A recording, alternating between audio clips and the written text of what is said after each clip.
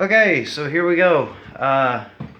Installing a hot water tank. The customer wanted to do without gas and go with electric, so I ran this conduit.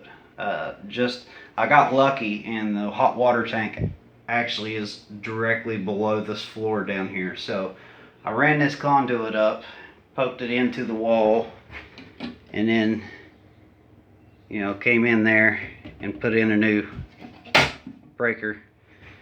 But I went down through the floor to down here, and now I ran it across and then down to there, but I haven't hooked it up yet because once I started, I replumbed all of this, and once I turned it on, started filling it up, it started putting pressure in the lines.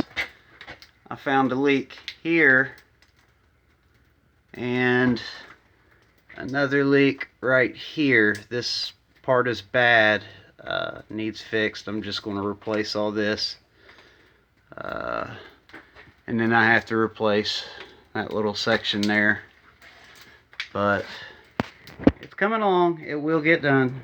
Tomorrow's another day. It's been a long day today, but I'm I don't know, 95% of the way there. So that's what happens in this kind of business, just one thing after another.